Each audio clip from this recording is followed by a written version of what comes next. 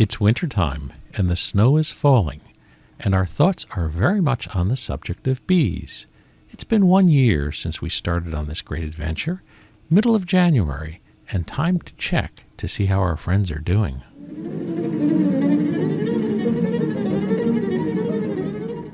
Although December had been quite warm, January was starting out to be quite a cold month. We just had a fresh snowfall of about 4 inches, and it was time to take a peek and make sure that the entrances to each of the hives was clear of snow.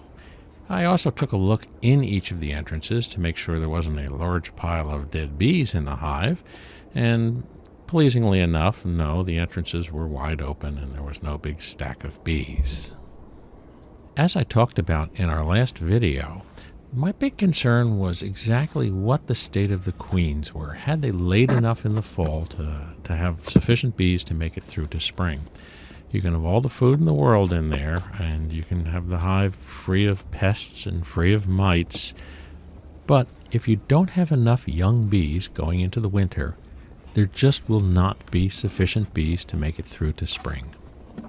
Here in the north, if you want to get packaged bees in April, you really have to order them in January, which means you have to assess how many packages you want and how many hives might not make it through the winter.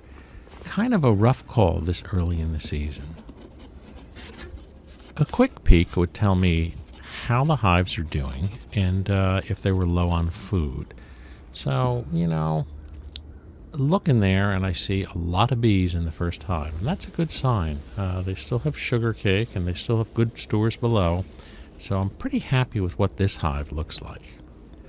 Statistically speaking, in this area of Pennsylvania, hive mortality colony mortality is at about 60 to 80% for small backyard operations like ours. Now, that would mean 2 out of the 3 hives wouldn't make it.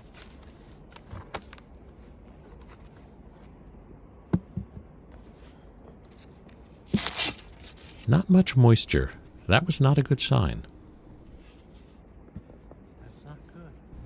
Unlike the first hive, this hive did not have a lot of bees that were active.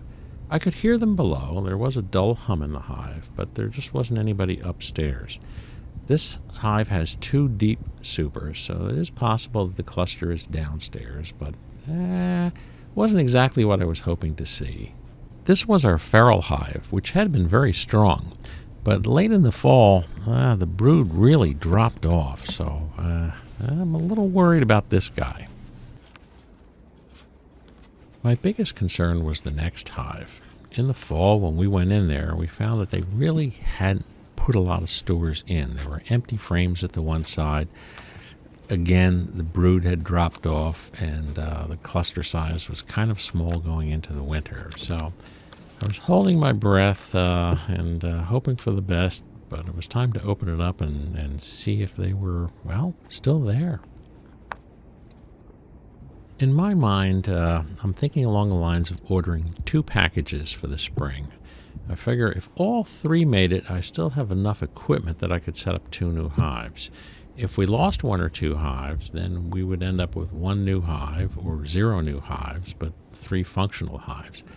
Worst case scenario, if all 3 hives were lost, we would be back to where we started, which was 2 hives with 2 packages of bees, and then we would just wait for swarm season and see if we can do some splits and fill it out. Of course, here I am calling it loss of hives again, when in actuality it's a loss of a colony. Well, holding my breath, I opened it up, not too much moisture, and looking inside, I didn't see too many bees. I heard a little bit of noise below. There were a few bees walking around upstairs, but that scares me a bit, knowing, what the condition of those combs looked like going into the fall, meaning undrawn frames at the side and a smaller cluster at the other side. So I have a feeling we're not going to see this one through the winter. Of course, I'm hoping for the best, and we'll be back in about 2 weeks to look at these 3, and hopefully we'll still have 3 living hives. If it's a very warm day, I may dig a little bit deeper, but until then, stay safe.